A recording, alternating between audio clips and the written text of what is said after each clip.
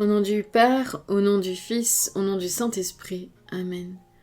Viens, Esprit Saint, viens par la puissante intercession du cœur immaculé de Marie, ton épouse bien-aimée.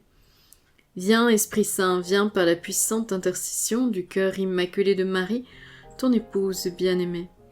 Viens, Esprit Saint, viens par la puissante intercession du cœur immaculé de Marie, ton épouse bien-aimée. 7 février. Je suis le potier, tu es l'argile. Je t'ai conçu dès avant la création du monde. Chaque jour, j'arrange les événements pour qu'ils te fassent prendre petit à petit la forme du modèle désiré. Mon amour éternel est à l'œuvre dans chaque domaine de ton existence. Certains jours, ta volonté et la mienne s'accordent, tout en douceur. Et tu as alors tendance à penser que tu contrôles ta vie. D'autres jours, tu éprouves le sentiment de nager à contre-courant, contre ma volonté. Lorsque tu as cette impression, arrête-toi et recherche ma face. L'opposition que tu ressens peut venir de moi, mais elle peut aussi venir du diable.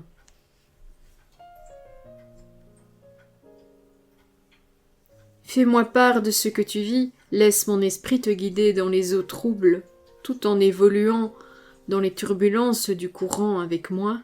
Laisse les circonstances te façonner et faire de toi la personne que je désire. Dis oui au divin potier durant cette journée, ton Jésus qui t'aime.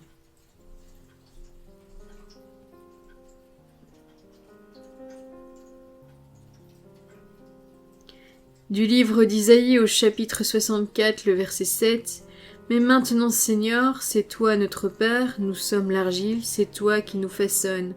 Nous sommes tous l'ouvrage de ta main. Du livre des psaumes, le numéro 26, verset 8. Mon cœur me redit ta parole, cherchez ma face. Le partage suivant se déroulera sur deux parties du texte qui a été lu dans le message de Jésus. Mon amour éternel est à l'œuvre dans chaque domaine de ton existence, pour la première partie, et dans la deuxième partie, certains jours ta volonté et la mienne s'accordent tout en douceur, et tu as alors tendance à penser que tu contrôles ta vie. D'autres jours, tu éprouves le sentiment de nager à contre-courant, contre ma volonté. Je commence donc par la première partie. Mon amour éternel est à l'œuvre dans chaque domaine de ton existence. Cette parole que Jésus nous partage aujourd'hui fait écho à une histoire que je vous ai déjà partagée dans d'autres vidéos, je pense. Ce moment que j'ai vécu a été un point tournant pour moi dans ma vie avec la très sainte Trinité. J'étais à la paroisse Sainte-Anne, à Koekelberg, en Belgique, lors d'une célébration eucharistique un samedi soir. Je ne me souviens pas de l'évangile du jour. Je me souviens juste de la question du prêtre lors de son homélie. Le Seigneur a toujours quelque chose à te dire, à me dire. Que tu prennes ton bain, que tu ailles aux toilettes, que tu fasses tes courses, que tu cuisines, peu importe ce que tu fasses, il a toujours quelque chose à te dire. Je dis cela pour toi, mais je me le dis aussi à moi-même. Si le Seigneur a toujours quelque chose à nous dire, la vraie question est: ai-je envie de l'écouter ?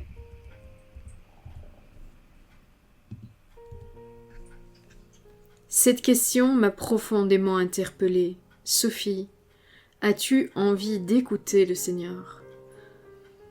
Il s'agit bien du verbe écouter et non du verbe entendre. Entendre est un acte passif, il s'agit de perception sonore. Tandis qu'écouter est une action volontaire, active et attentive. On entend naturellement les bruits environnants, alors qu'on écoute pour comprendre et se concentrer sur un son spécifique, ou une parole, ou quelque chose qui nous est communiqué. Je me souviens qu'en sortant de la Sainte Eucharistie, sur le pavé de l'église, Je me suis arrêtée, j'ai levé les yeux au ciel, et trépignant intérieurement, assez colérique, j'ai dit « Bon, Seigneur, tu veux me parler ? Bien moi je veux discuter avec toi. Tu sais que je suis tiestou, comme un bourriquet. Oui, tu sais bien que plus têtu qu'un baudet, ça n'existe pas. Il n'y en a pas deux comme moi. Alors, comme je veux discuter avec toi aussi, tu vas me donner les yeux du cœur, les oreilles du cœur, la bouche du cœur, et surtout le code et le décodeur pour te comprendre. Pour la petite histoire, il y a quelques mots et expressions en wallon, donc le dialecte de la Wallonie qui n'est plus beaucoup parlé, qui reviennent de temps en temps, et en particulier dans les dialogues comme cela. Surtout l'expression « putiestu cambaudet », qui est une expression qui m'a souvent été attribuée en étant petite. Je suis très obstinée, quand j'ai une idée en tête, je ne l'ai pas ailleurs. Je peux changer d'idée, hein. Après de longues contrariétés et de longues explications. Eh bien, malgré le côté abrupt et péremptoire de ma demande, j'ai pu voir que cela se fit petit à petit. Ma journée fut remplie de toutes ces petites visites que le Seigneur faisait en toutes circonstances. Je comprenais que le Seigneur me visitait et nous discutions. Et qu'au final, le Seigneur, il est bavard. Encore aujourd'hui, quand je ne comprends pas quelque chose, je m'adresse directement à l'Esprit Saint en lui demandant une explication ou ce qu'il cherche à me dire au travers de la situation, du passage biblique ou des circonstances.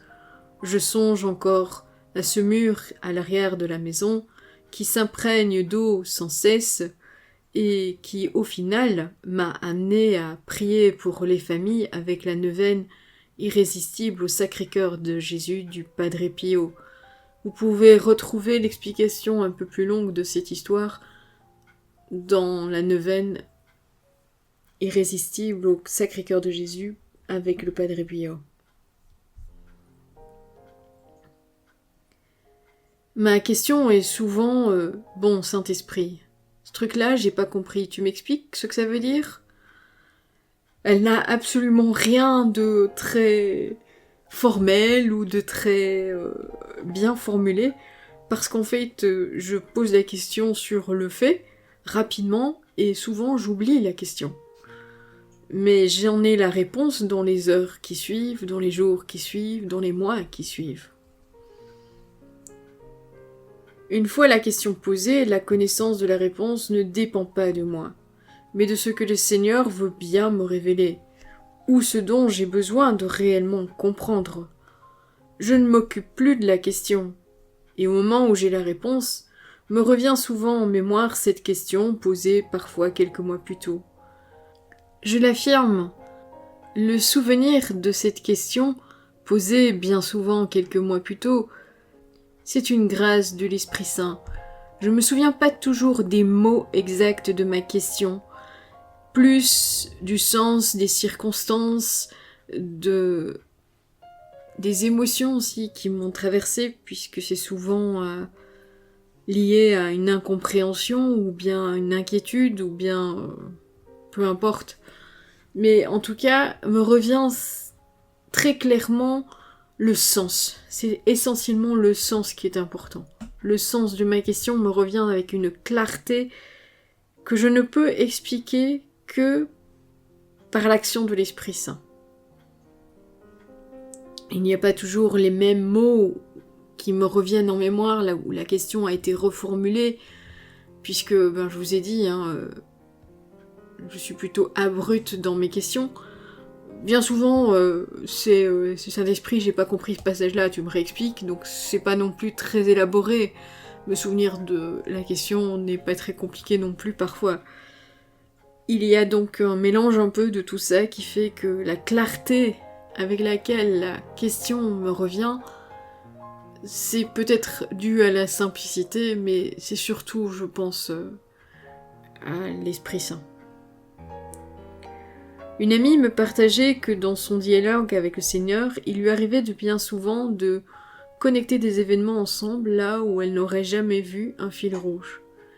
Et comme parfois ce fil rouge, qui est subjectif, qu'elle sait aussi être liée au cerveau qui construit des histoires pour mémoriser des données, elle demande toujours au Saint-Esprit de confirmer par des faits ce qu'elle a compris. Dans les temps qui suivent, elle aussi me disait que ça pouvait être en heures, en semaines, en mois, en années. Elle recevait les informations nécessaires pour confirmer ce fil rouge ou infirmer ce fil rouge qu'elle avait reçu. Cela va dans tous les domaines, du sac de croquettes pour chatons traînant dans la cave. Seigneur, qui a besoin de croquettes pour chatons ? Et la personne se retrouve avec 7 chatons dans la maison parce qu'elle recueille une maman qui est enceinte. Et elle me dit par la suite, mais pourquoi j'ai posé la question au Seigneur ? Les petites bêtes sont des mamours. Mais franchement, qu'est-ce qu'ils me font pas comme dégâts dans la maison alors qu'ils ne sont presque 2 mois ? En passant par Seigneur, surprends-moi aujourd'hui. Et pour être surpris, il y a de quoi. Ça déménage parfois. Quelle bousculade la journée a été. Quand Jésus dit dans tous les domaines, c'est dans tous les domaines, du plus petit au plus grand, des plus petites anecdotes de notre vie aux plus grandes décisions que nous devons prendre.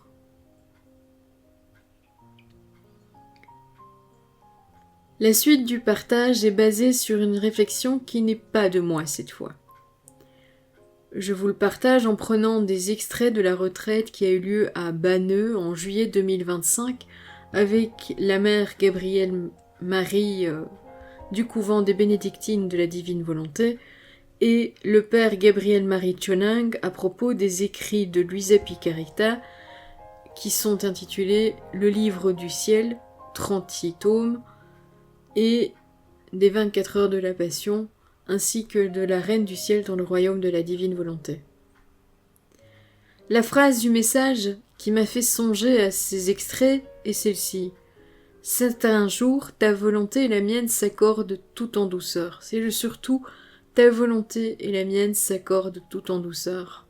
D'autres jours, tu éprouves le sentiment de nager à contre-courant, contre ma volonté.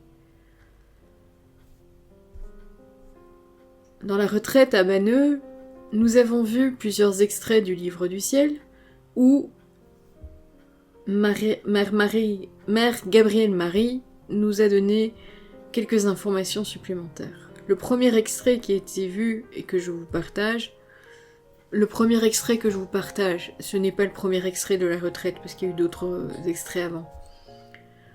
Le tome 23, le 30 décembre 1927, dans le Livre du Ciel, Jésus dit qu'il y a une grande différence entre faire ses actes de manière humaine ou divine.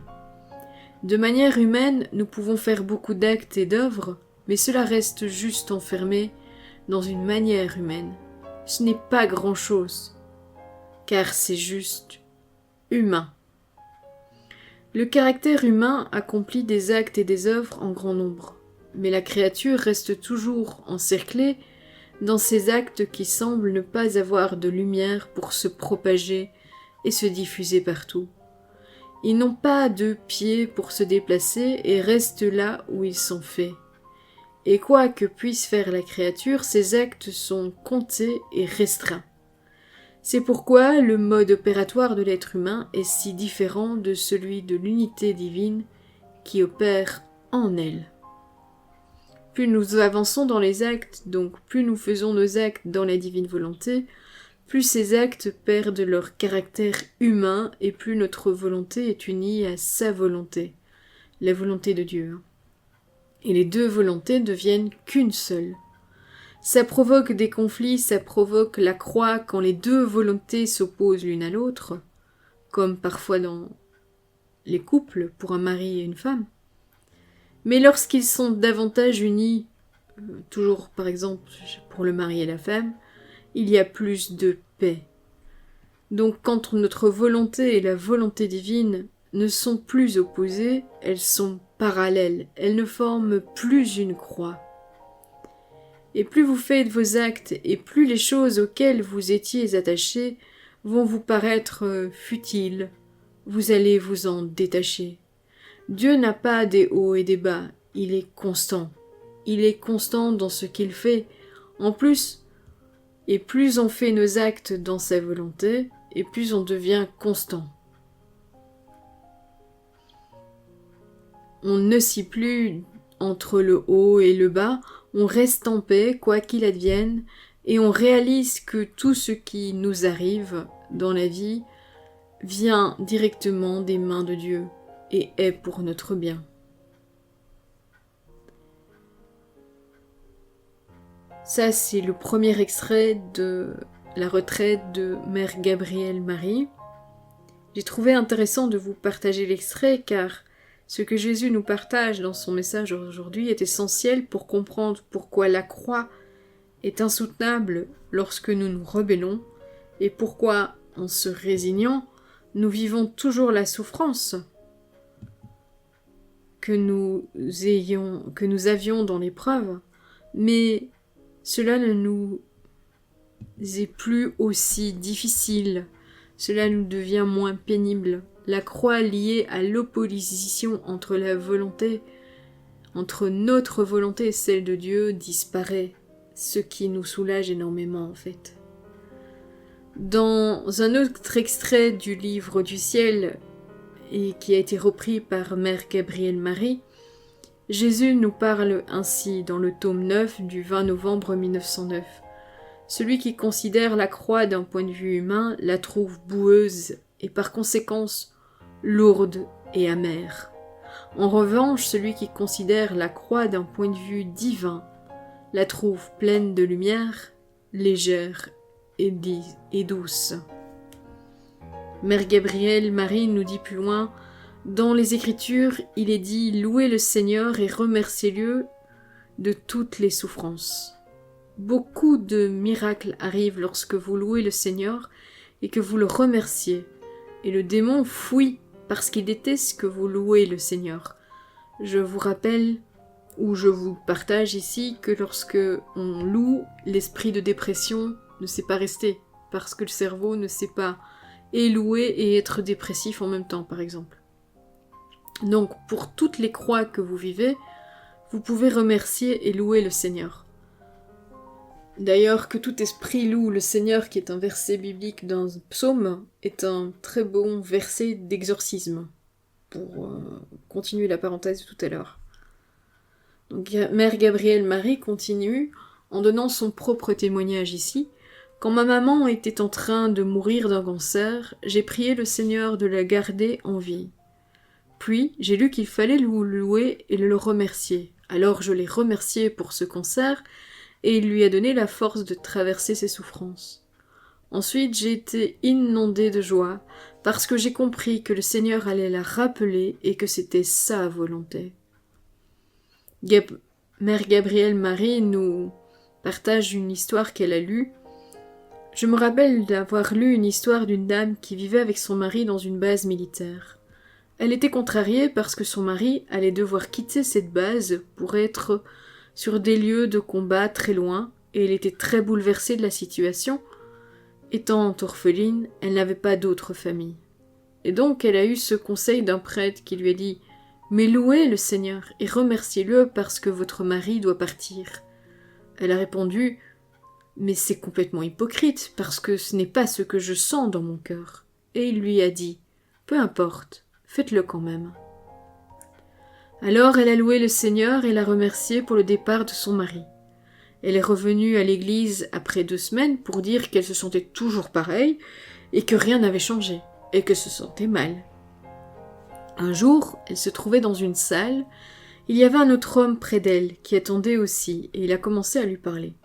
Il lui a montré une photo de sa femme et de ses enfants et aussi une photo de sa mère. Alors la dame s'est exclamée « C'est fou! C'est la photo de ma maman. J'ai vu cette photo à l'orphelinat. » En fait, elle venait de rencontrer son frère pour la première fois. Puis, finalement son mari a reçu une lettre disant qu'il n'allait pas être transféré. Parfois le Seigneur place un test devant nous et veut juste voir si l'on peut le louer et le remercier en toutes choses. Nous terminerons le partage d'aujourd'hui sur cet autre extrait de la retraite. Dans le tome 11 du 18 novembre 1913, quand deux volontés sont opposées, elles forment une croix. Il en va ainsi entre moi et la créature. Si sa volonté est opposée à la mienne, je forme sa croix et elle forme la mienne. Je suis la barre longue de la croix, elle est la barre courte. En se croisant, les barres forment une croix. Quand la volonté de la créature est unie à ma volonté, les barres ne sont plus croisées, mais unies. Ce que nous avions lu plus tôt comme étant parallèle aussi. Alors il n'y a plus de croix. As-tu compris ? C'est moi qui ai sanctifié la croix et non la croix qui m'a sanctifié. Ce n'est pas la croix qui sanctifie, c'est la résignation à ma volonté qui sanctifie la croix. La croix ne produit du bien que si elle est unie à ma volonté. Cependant, la croix ne sanctifie et ne crucifie qu'une partie de la personne, alors que ma volonté ne néglige rien. Elle sanctifie tout. Elle crucifie les pensées, les désirs, la volonté, les affections, le cœur, tout. Et comme ma volonté est lumière, elle montre à l'âme la nécessité de la sanctification et de la crucifixion complète, de sorte que l'âme elle-même m'incite à accomplir sur elle ce travail spécialisé de ma volonté. La croix et les autres vertus ne sont contentes que si elles font quelque chose. Si elles peuvent transpercer la créature de 3 clous, elles jubilent. Ma volonté, quant à elle, ne sachant faire les choses à moitié, ne se contente pas de 3 clous, mais d'autant de clous que d'actes dont ma volonté dispose pour la créature. Mère Gabrielle Marie continue. Si vous ne regardez pas la personne qui vous apporte la croix, mais si vous regardez Jésus à travers cette personne qui vous présente cette croix, alors vous grandirez en sainteté. Dieu permet toutes choses dans votre vie et il veut en faire un bien. Jésus montrait 2 croix à Catherine de Sienne, une petite et une grande, et lui demandait « Mais quelle croix est la tienne selon toi ?» Et elle dit « La grande, c'est la mienne. » Et Jésus a répondu « Non, ça, c'est pour les gens mariés. La tienne, c'est la petite croix. » Le mariage est censé nous rendre saints, 2 volontés qui deviennent une. La plupart des gens sont appelés au mariage, mais c'est vraiment un chemin de sainteté pour eux. Donc, maris, aimez vos femmes, et femmes, soyez soumises à vos maris. C'est en général les maris qui sont obéissants à leurs femmes. Voilà, je vous dis à bientôt. Merci d'avoir regardé la vidéo. Merci à tous ceux qui likent la vidéo. Merci à ceux qui laissent un commentaire. Je me ferai une joie d'y répondre le plus rapidement possible. Et merci à tous ceux qui partagent ces vidéos. Le Seigneur, j'en suis sûre, est très content de vos partages. Que le Seigneur te bénisse et te garde. Que le Seigneur fasse briller sur toi son visage, qu'il te prenne en grâce. Que le Seigneur tourne vers toi son visage, qu'il t'apporte la paix. À bientôt!